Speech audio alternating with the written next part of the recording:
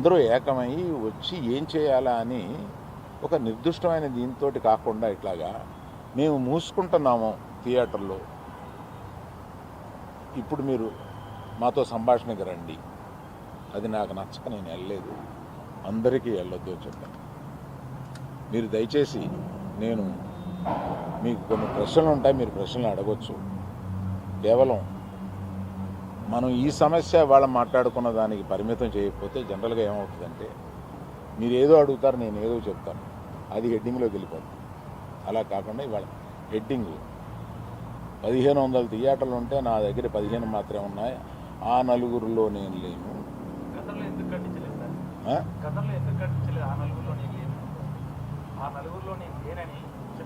ప్రశ్నలకు వచ్చామా? నాది అయిపోయింది, ఆపేశారా? మీరు ఆపేశారా అని. సరే మొదలుపెట్టారుగా.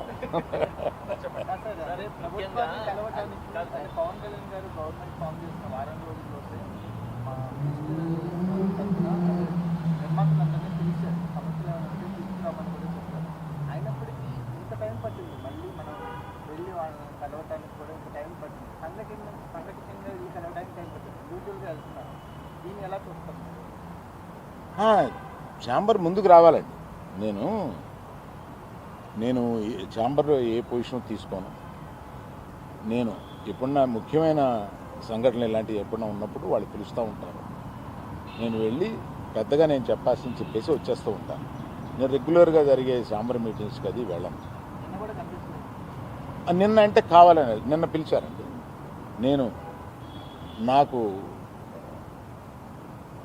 మేము మూసేస్తాం, మీరు రండి మాట్లాడతాం, అది నచ్చలేదు కనుక నేను వెళ్ళలేదు.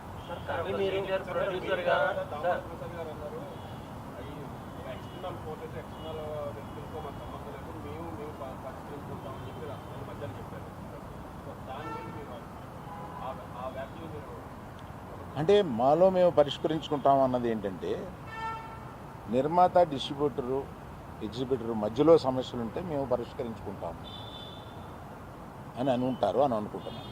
సార్, ఇండస్ట్రీకి ఇంత ఇంపాక్ట్ చేసే ఒక సమస్య వచ్చినప్పుడు మాట్లాడకపోవడం కూడా, మీరు నిజంగానే మీకు నచ్చలేదని చెప్పారు, మాట్లాడడం కూడా, అంటే అగోవర్ధన్ గారు లాంటి పెద్ద వ్యక్తి, ఇందులో ఇన్ని సంవత్సరాలు జర్నీ ఉంది మీకు, మీరు మాట్లాడకపోవడం కూడా ఇబ్బందే కదా?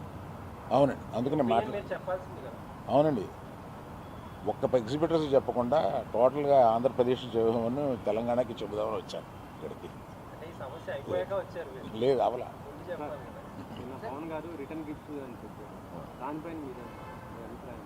నిజమే కదండి, పవన్ కళ్యాణ్ గారు బాధపడింది 100% నిజం.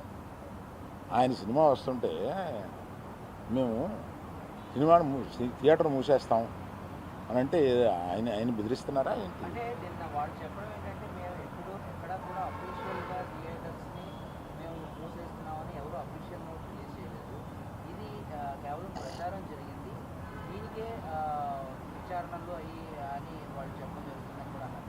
అండ్ ఇంకో విషయం ఏంటంటే, మీరు ఆ నలుగురిలో లేకపోయినా ఇండస్ట్రీలో ఒక పెద్దగా మీరు ఎందుకని ఇనిషియేటివ్ తీసుకోలేదు? అంటే వెళ్ళి కలవాలి కాదు, నిజంగా యూనిటీ అనేటువంటిది ఇప్పుడు ప్రస్తుతం ఉన్నటువంటి మీరు అన్నట్టు ఇన్ని 3 బాడీస్ ఉండగా ఏ ఇండివిజువల్ వచ్చి తీసుకోలేదు, బాడీస్ తీసుకోవాలి.